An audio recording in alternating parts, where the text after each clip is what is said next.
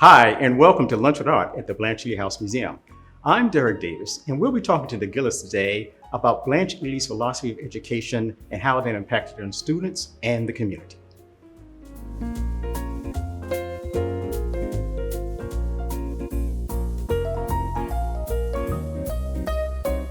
So I'm delighted to be back with the Gillises again, and we're going to talk about Blanche Ely's philosophy of education and how she instilled it in people like his brother, Eugene Gillis. So can you tell us a little bit, Wesley, about Eugene and what he was like? Well, as his brother, I would say that Eugene T. Gillis's name became a real household name around Blanche Ely during the 50s. Mm-hmm. And he was always inspired, and he was always had the zeal of being intelligent and going about to be something better out of his life. And he also was, I think he was a drum major for the school? Well, during the course of the year, he was a very bright and intelligent student. Mm-hmm. And therefore, when the school decided to take on the challenge of having a band, mm-hmm. he was the first drum major for the band during that era. Okay. You know about what year that was when he was?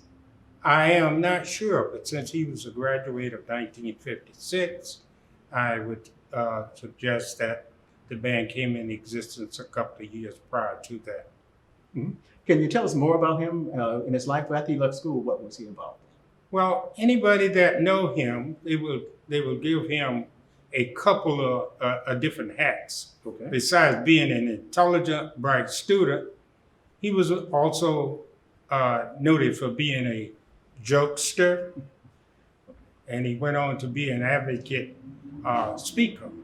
And oftentimes, because he was a joker, I think it tends to cause others to look at him in a different light, mm-hmm. as not being a very bright and intelligent individual. Mm-hmm. And how did you get involved with starting the museum? After graduation, he made a tour. He went off and had a tour in the armed services. Mm-hmm. He came back and matriculated at Bethune-Cookman University. Mm-hmm. From there, he received a fellowship to go to Harvard University, where he received his doctorate degree. Mm-hmm. After completing that education, he came back to the area, and he was instrumental in a lot of various different programs where he provided assistance to those that are in the community. Mm-hmm. And not only did he see a need to try to unite present students and graduates, he was instrumental in starting the first Blanche Ely High School reunion. Ah. And he brought about all the graduates from 1952 mm-hmm. to 1970. Mm-hmm. And all the students came back to town from around the United States for a grand Ely reunion. Okay. And following that, he had a vision about opening up a museum, since the Ely House was sitting vacant. Mm-hmm. So how long had the Ely House been sitting vacant at that time?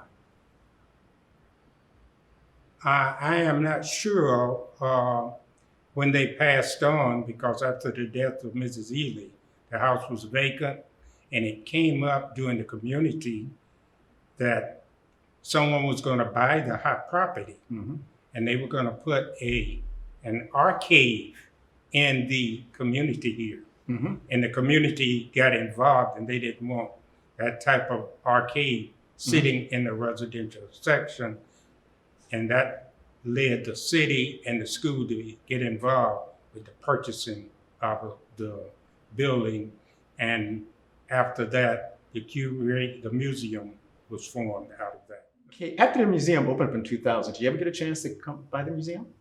I came by prior to the opening of the museum. Eugene spent several hours discussing his vision with my wife and I. Mm-hmm. So he laid out all his plans for it, and he came up with trying to round up all the pictures and all the information that he had would go into it. So for many hours, as he sat here, as a one-man army, so to speak, at the beginning, we came by and we shared and lent a helping hand in looking at all the pictures that we had no idea even existed. So from there, it went on to become a very prosperous venture. Okay. And I think he also donated some things to the museum? Besides time and effort, and he came up with resources to get it to the beginning of opening of the first museum. Yeah. And I think it was his baton when he was a drum major. We have that as part of it? No, that was some of the instruments that was used during his first days of drum major was part of the artifacts that you will find in the museum. Okay. Well, thank you. And I think we'll bring your wife in and we'll talk a little bit more about that Education Foundation he started. Thank you very much. Okay, it's Wesley Gillis.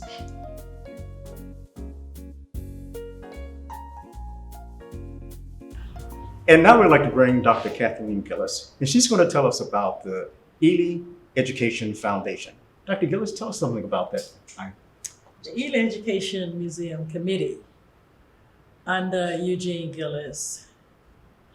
I was not on the original organization when he started in 1997. However, in talking with him, he encouraged me to work with him because of being a teacher and wanting to organize or create really a curriculum. And that was the purpose. And I think they came into this house open to the public really in 2000. Although they started in 1997, there was a block grant from the city. And that's what was used for finance. The finance, they were responsible for everything through that block grant that was given. And I do have a copy of the resolution that came from the city, that between the city and the museum at that time. I think it was an $84,000 block grant that they were supposed to work on, and I think he added $44,000 to help do facility things that needed to be done here in the house. Okay.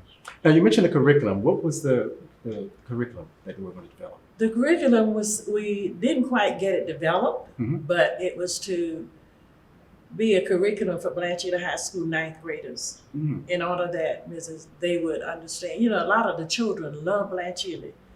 From elementary to middle school, everybody wants to go to Blanche Ely, but they don't know anything about Mrs. Blanche Ely. So we thought that it would be good if we create a curriculum. We had not completed that. We knew that it would have to go through the system, through the board, but that was one of the objectives that we had that we wanted to use. And you still have that objective, or is that something you still want to do? Yes, we would like to do that. We also plan to have trips to the middle schools and elementary schools so that even at the elementary age, the children would know who Mrs. Ely was. We also held a time where we had asked the high schools to bring their students through here. And that was supposed to be a fundraiser as well. However, Pompano Beach High School came, but at the time I had retired, and I'm sure they came because I was subbing there. So they bought the class came every period. They bought a class over, and at the end of that day, they left a check for the organization. Okay. Now, did they have other fundraising activities? We had one other fundraiser, which was a banquet. And at that banquet, during that banquet, there was a video, that's what we were talking about, that was done by one of the teachers at Pompano Beach Middle School. They interviewed the first basketball coach for Blanche Ely girls, which was Mrs. Porter Hunter, but she deceased about 2 years ago. And also Fanny Grisham and one other. I understand that it was in the high school. I'm not sure if it's there now. Oh, that it's still maybe with Blanche Ely High School? If that's where it was, okay. I don't know. Okay. What are some of the things you see for the foundation in the future? What do you see they're getting involved in? I see the foundation getting involved in the community as far as continuing to, work on the curriculum really to see that the young people will know more about who Mrs. Ely was and what she stood for and the purpose. Because Ms. Ely had a purpose of success. That was her biggest thing, success. Success for everyone. And Professor along the same line, because when Blanche Ely, which was Pompano Beach Color School, only went to 11th grade, then those students went to college. Okay. And you said, when you're saying professor, you're talking about Professor Joseph Ely, right? Professor Joseph Ely. Yes. Yeah. Mrs. Ely's husband. Yes. He was responsible because a lot of the young fellows went to the college, Morehouse. They went to Morehouse because that's where he graduated from. And that's where many of them went in Atlanta, Georgia. Okay. So is there anything you'd like the community to know that you would like for them to get involved with the foundation now? All right, right now, we aren't doing anything because of the pandemic, but afterwards, hopefully we will begin to meet again.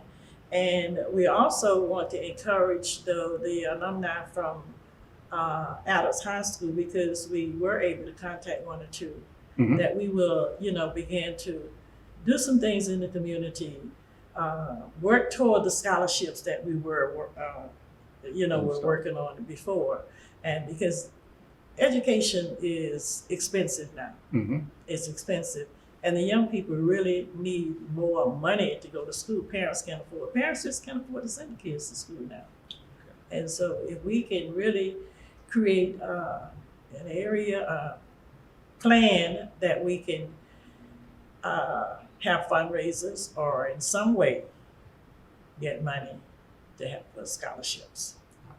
Thank you. And we would like to see it. I know we don't want to sound selfish, so we would have to do it for not just Blanche Ely, we would have to do it for Pompano High School as well. Okay. Well, Because many of the children live in this area, but they go to Pompano. And they're to Pompano because the area in which they live. Because when we first moved out here, being on the opposite side of 3rd, our children went to Pompano. Pompano Elementary, Pompano Middle, Pompano High School. So we have a lot of And so we would have to do it for both high schools. We cannot be selfish. okay. And so I'd like to thank you and your husband for coming and sharing some of these memories of that Blanche Ely Education Foundation. And I want them to know that it's still around, it's working, it's going to be doing some things, and it's going to be doing it right out of the Blanche Ely House Museum. So thank you very much for joining us.